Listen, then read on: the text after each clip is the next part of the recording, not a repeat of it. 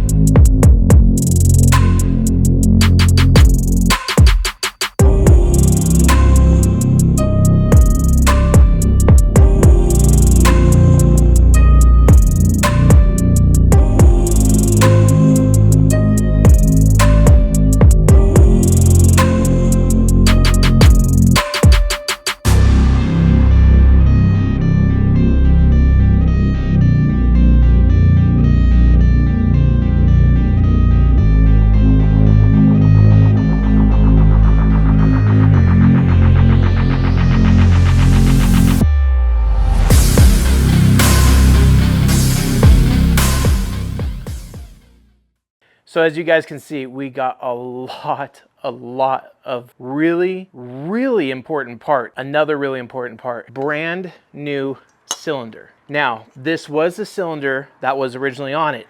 I sent this over to Luke at Fathead Racing. He sent this out and got it replated, re-nickel plated, and it is just stellar, brand new, and even kicked in a brand new fat head for it as well. Now, I will say this head isn't the one that's going to be going on it. He sent it for me for mocking up purposes, but he's sending me a purple head that's going to go with the wheels. Nathan over at Smart Carb is sending over a purple Smart Carb for this thing. So as you guys can see, the color pattern of the nuclear red, white, and purple is just going to pop insanely. Dustin Nowak over at Aramoto is working diligently on a set of graphics for it.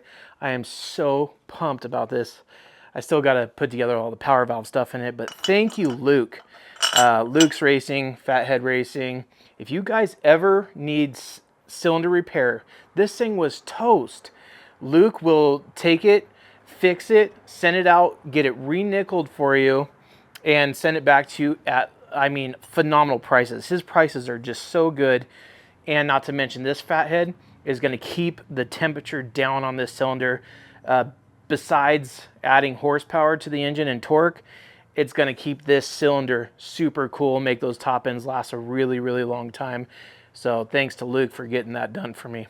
The last piece of the puzzle is a seat cover. And guys, I've never in my life been so excited about a seat cover, but let me explain why. So this entire build, I'm trying to keep some sort of balance between what you would have seen in the early 90s on a privateer bike who he was trying so hard to get every bit of performance out of that thing, and a little blend of today's technology. Well, guys, I was able to find an original Technosil seat cover. It's been mounted before. It was on a show bike, so you can see it had some marks on it. It has some little staple holes through it. It was on a show bike. I got this from the Netherlands, and I'm not even going to tell you how much it costs because it was so ridiculous. I almost vomited in my mouth and drank it back just to keep composure. But let me tell you something worth every penny. This was a staple item that I had to have for this bike. Original Honda Technosil seat cover.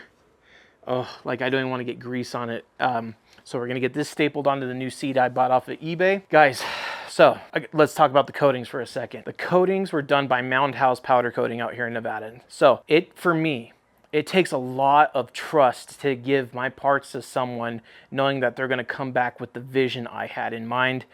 And let me say this, if you guys are on the fence too, if you don't know of a good coater, someone who does Cerakoting and powder coating and sandblasting, vapor honing, like who can do literally it all. I don't think he does vapor honing, but he does everything else. Please contact Mound House Powder Coating on Instagram. They have a website.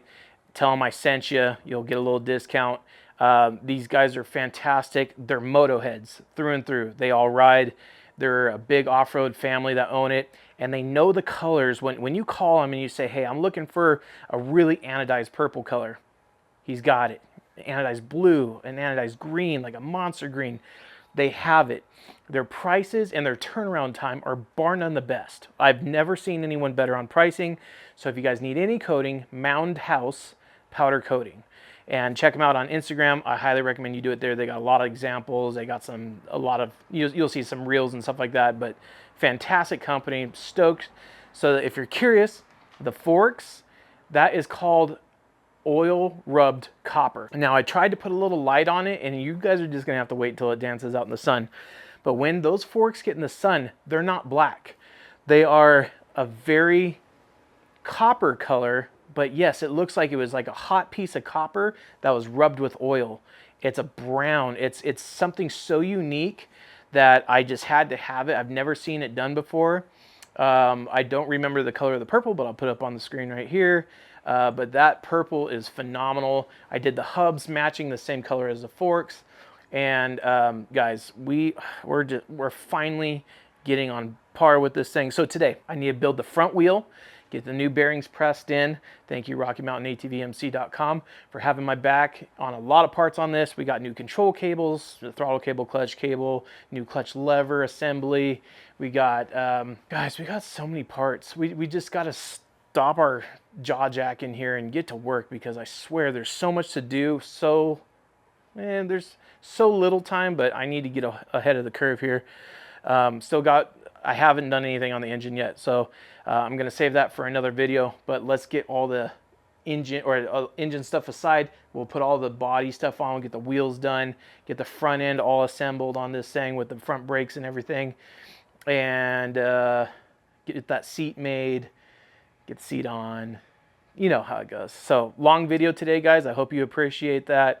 But we got a lot of stuff to do. Let's do it. I'm going to keep... Did I already tell you guys we got a lot of stuff to do and we should probably just get done? I think we did. Let's do it.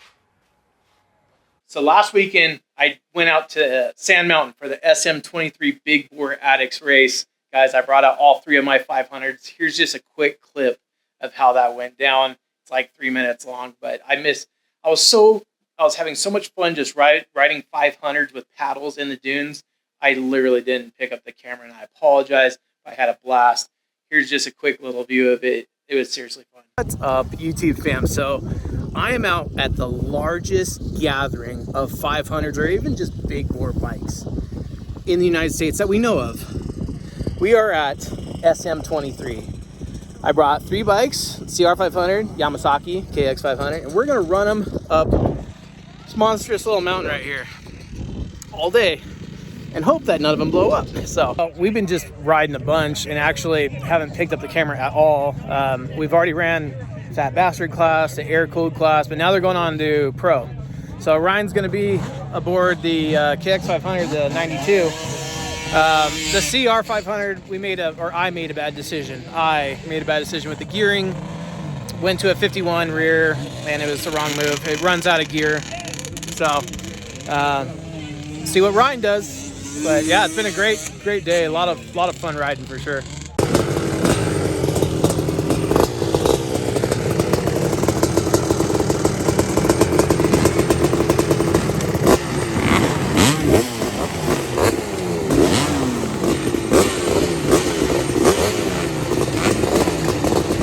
Here we go, boys and girls. It's first one to that side-by-side all the way up there. Ryan's the third one in.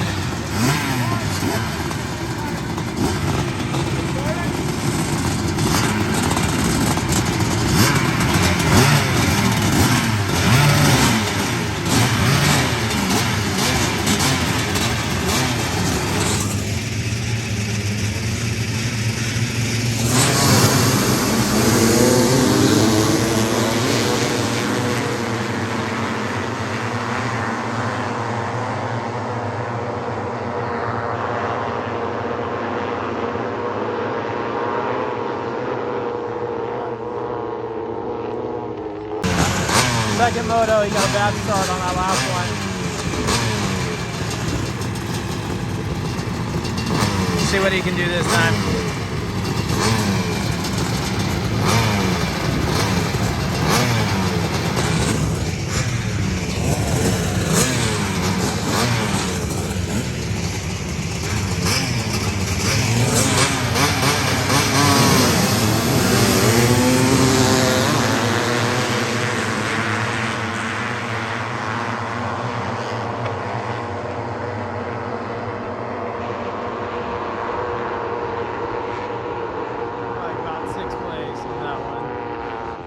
Than the last one.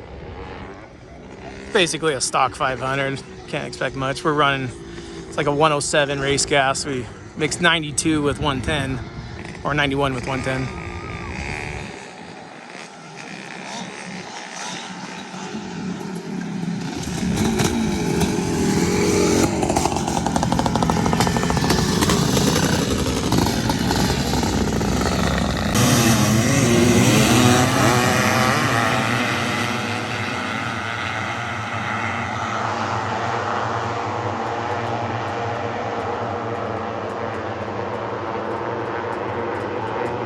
Heat soaked now, the engine's just hot.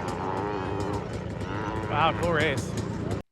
So yeah, if you guys are big bore fans, if you have anything big bore, whether it's 500 cc, 640 cc, doesn't matter, two-stroke big bore, they're all welcome out there. Those guys are so welcoming. There's over 50 bikes there. I mean, look at these bikes. Look at these lineups, guys. It was fantastic. I highly recommend, if you guys aren't part of it, join the Big Bore Addicts group on Facebook and get on it for next year. It's Sand Mountain, which is near Fallon, Nevada. You guys got to do it. It's an absolute blast. Anyways, let's get back to that thing. So if you guys have never built your own wheels before, I highly recommend you do it. One of the ways that I like to do it is, so there's an upper and lower layer of spokes. There's a high part of the hub and a low part of the hub. So you know how the two spokes come out, there's an upper and a lower. So I start by putting all my lower spokes in the holes first. And then the rim will tell you where it needs to go, and I'll show you what I mean by that. I don't know why, this is the first time I've ever seen this, but they put all the nipples on all the spokes. Usually the nipples come in a completely different bag. So I'm going to take all these off and be easier to get this going. So as I was saying, now we got some nipples off here. Put in all the lower spokes first. If you do the uppers first, it makes it very difficult to get in the last spoke. You sometimes have to bend it to get it into its place. And then after you get all these in, I'll show you how the rim tells you where it goes. I've been building my own wheels for, gosh, probably, I don't know, at least 15 years. So it's second nature to me. It's really easy to do. But I truly believe if you guys attempt it on your own, you'll be fine. And I'll show you kind of quickly how to know you're doing it correctly. So on the rim, the spokes already have, they already kind of tell you the direction that the nipple, or excuse me, that the spoke is going to go. So on the rim, all these where the nipples go through, they're all angled different ways. And what you do with that is, so this, I see it's poking up in the direction of the spoke. So that one goes there, that one goes there, that one goes there, so on and so forth, all the way around. So it's really simple. And all you do, you don't ever tighten them right away. You just start the nipple on it. And ideally, you want to be using anti-seize, like put a little brush of anti-seize. Grease works too. Anti-seize is better to prevent galling because you're using an aluminum nipple in most cases against a steel spoke or stainless steel spoke. In my case, these are stainless steel spokes with aluminum plated nipples, and the corrosion will happen eventually, but because I don't plan on riding this bike much, not very worried about it. But if this is going to be a bike that you're going to ride every weekend and you're going to need to tighten the spokes often, then definitely do it In my case, I don't want to get grease on everything just yet. And then also the other way you can do it is after you get all the spokes started, and this is probably what I'm going to do, is on the top part of the threads showing on the spoke, brush some grease on the top parts up here. And so as you draw the spoke down into the nipple, it will grease the threads. That's what I'm going to be doing. So I'm going to get this wheel built up, and I have tires ordered. They're on their way, so we won't be able to put tires on today, but we could press in the bearings, get them mounted on the bike, and get an idea of how it's going to look. I already know it's going to look awesome against this, the red of the plastic, the nuclear red. It's going to look phenomenal. But yeah, and then same thing, repeat process for the upper level top spokes. Now you mount them all going through the top, the opposite direction, and the spokes will show you which hole they go to. So in this case, it's right there. Just follow that pattern all the way around. You'll be golden, guys. That's how you do it.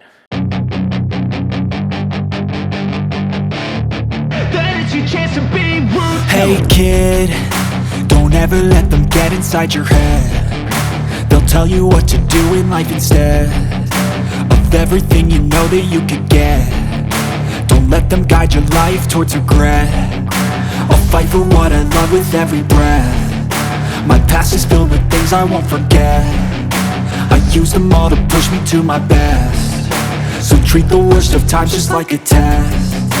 If only I could go back in time, I'd tell myself that everything will end up alright. Just push yourself, test yourself, figure out what you like, and find your limits, don't be rigid, always work towards a prime. Surround yourself with open minds, people can change your life. A few friends with intent can help you feel alive. Find a passion, take some action, and with a little time, just be patient, make a statement, try to enjoy your life. They'll try to kick you while you're down. They wanna rise up while you drown. They wanna fill your head with doubt. They're silently scared that you'll figure it out. All right, so obviously you guys can't guess what this is, and you probably don't own a dirt bike. If you can, it's a seat. It's a seat. I don't really remember what it looks like because I bought it off of that eWord website. And I don't remember the condition. I just know it was better than anything else that I had available. Oh, kind of remember now. Coming back to me. So, it's not brand new. It's good condition. But with that new original Technosil seat cover, it'll be looking good. But it's got like a red traction seat cover on it now. That's chunkered. That's always great. Probably showed that in the listing. I didn't see it. It's not going to matter. What the heck? It looks like his dog got a hold of it. What the heck? Like, huh? Huh? Okay. Anyway, that's a seat, all right. More interested in the foam underneath. I'm gonna pull out all these staples. He put like 12 of them in the entire seat. That's not how you do it. And we're gonna get the seat recovered with that Technosil seat cover. I want to take a look at the foam, make sure the foam's in good shape. If not, then I gotta order foam. But the pan that I had before was too beat up. I couldn't use the pan. I have it.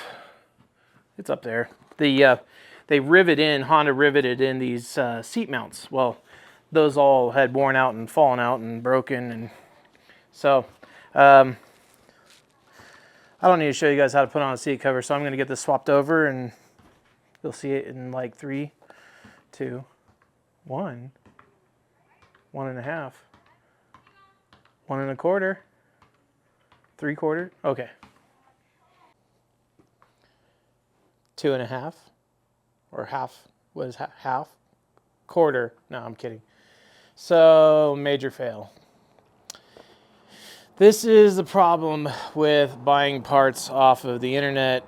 The foam is taking shape of an overweight man, and it's got folds and creases. The foam is rotted, and like how it has that void right there. If I put that new seat cover on, that's just going to show like 100%. So I bought a pan, a used pan, for $75.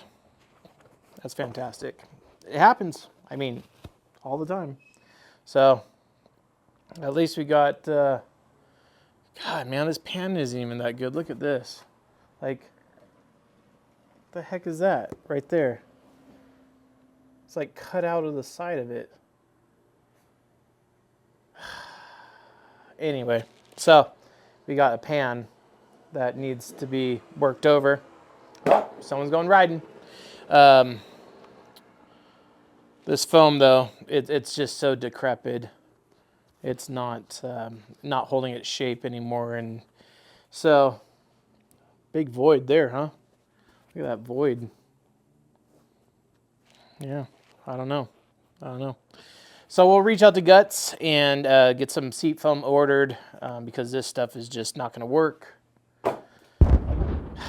That's fantastic. So let's get to working on the shock. But real quick, guys, check it out. Brand new hooded sweaters up on the website now on www.londonmex.com, or if you scroll down on this video to my Teespring, well, it depends. If you're on a computer or a mobile device, you can see my Teespring store, and you'll see the brand new London Mex shirts and sweaters with the title on the back, Dirt Bikes Made Me Do It. Because let's be honest, guys, whether it's no money in the bank account, if you're injured, or if you're just out on a rip, Dirt Bikes Made You Do It. Just for me anyways, it explains 90% of my life.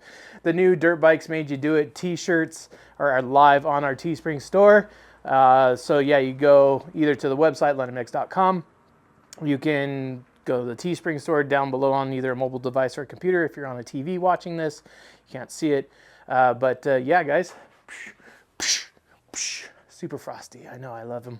So let's build a shock. All right, guys, I forgot to mention, Mountain House Powder Coating also did the shock spring in the same purple that we're doing the wheels in. So that, with our gold shock body, gonna look something like that. Come on. Oh, I need better lighting. Come on. Boys and girls, we're gonna have a heck of a build on our hands here.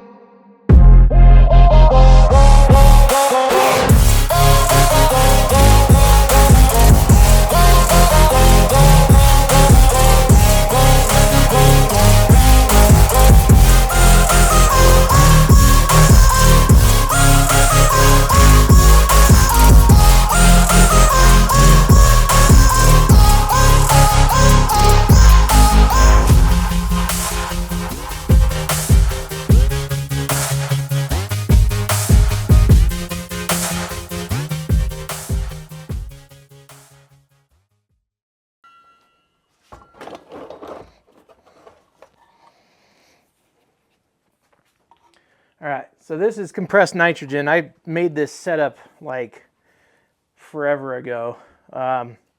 Basically, it has my regulator here. I have it set to 160 pounds, and it's double verified. I have another gauge on here that goes to 160 pounds to make sure it's doing the right measurement.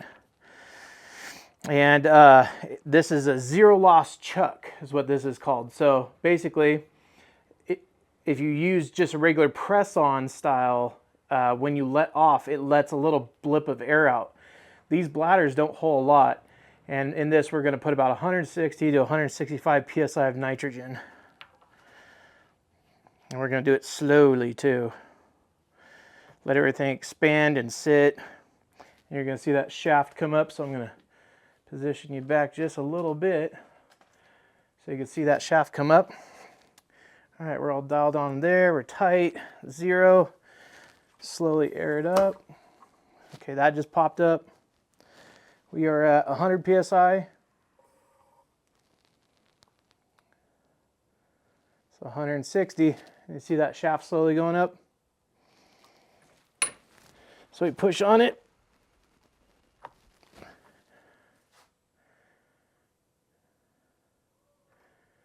We might have our rebound a little tight, so I'm going to loosen our rebound.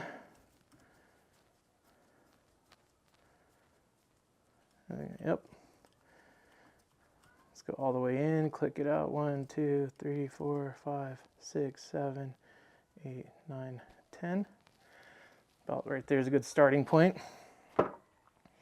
So now we are completely pressed. So now that everything's set, the pressure dropped a little bit. Go up a little bit. So 160 psi and holding.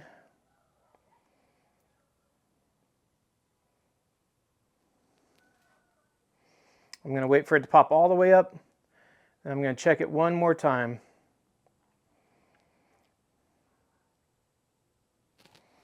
But that's basically how it's done, guys. Filling your shock with nitrogen isn't that big of a deal. Don't use air, because air expands with heat. Nitrogen doesn't, so you always have a consistent PSI rating. All right, last one. There we go. And you take this zero loss chuck all the way out until it goes psh, like that. So now it holds exactly what's inside the bottle. And you just take off the chuck just like that. I built this setup years ago, mostly from Harbor Freight Parts. I did have to order this online. You can look up zero loss chuck if you're interested in building one yourself. And yeah, it's pretty simple. Just make sure you get a regulator for it and set it to 160, 165. Not many shocks out there in the world will take much more than that, but this thing's gorgeous. So there is a top and bottom to these, if you didn't know. Best way to check is with the ring that sits on the bottom right here. It'll fit in one side and not the other. So it's very tight on that side and doesn't fit at all on this side. So it's going to be this side right here. So it goes down this way. It's tight because of the powder coating we put on it. Like that. And this little clip, believe it or not, this little wiry clip, that holds the entire assembly together under all that shock pressure. You would never believe it, but it's true. Just that little ring right there.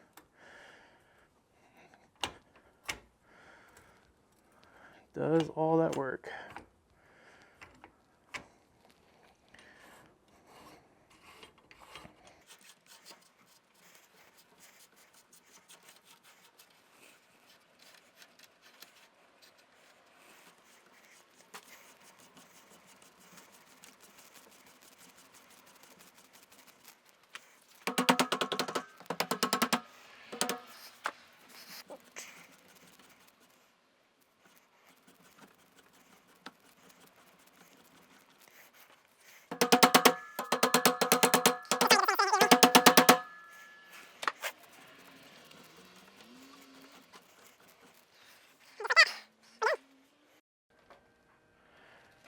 So the next step we need to get to is this swing arm is atrociously bad. That it has scratches everywhere. I've Scotch-Brited the whole thing, got most of the grease off of it.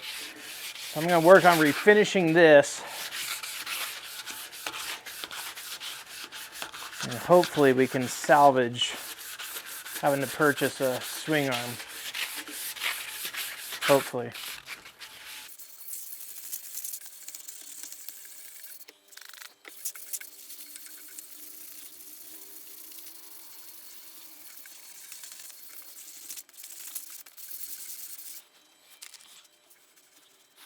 She's pretty marked up, guys.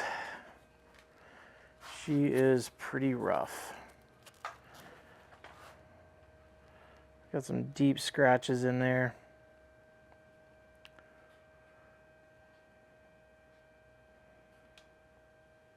It's going to take a lot of work. It's very dirty too. I'm just getting you guys the pan so you can see what I'm working with here, and this is just one side. The other side has all the scratches in it too. Hey, but like the sweatshirt says, right? Dirt bikes made me do it. Yeah. Well, guys, I'm gonna close it down here. Got a lot done on the bike, obviously. Pretty bummed about the seat foam, but I'll get that ordered this week.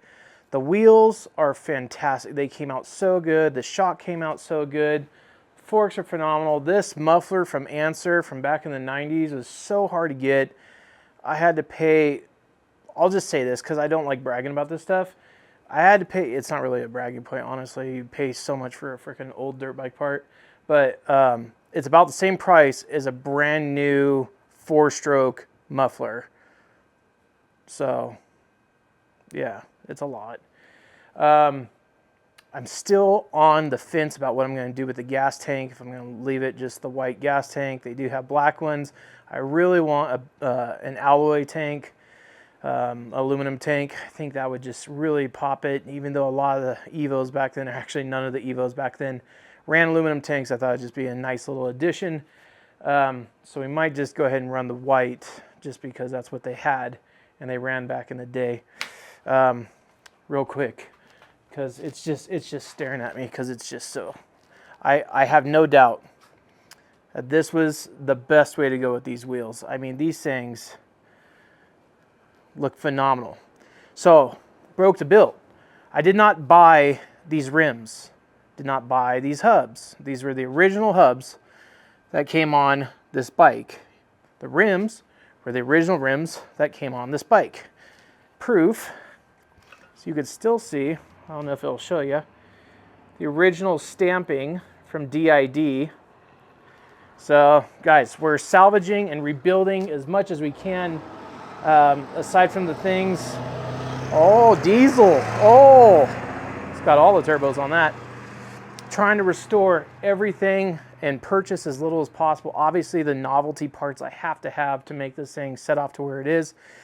So I'm going to close off the video here, guys. I love every single one of you. Thank you for watching today. Thanks for being patient with me, but we've had snowstorm after snowstorm, and now it's this whole atmospheric river pouring through here too. We got rain that's starting to drop right now. So I'm going to close it down here. Like I said, love every single one of you guys. I would really appreciate you guys going and picking yourself up a sweater or a t-shirt, and then obviously tag me on Instagram when you get it.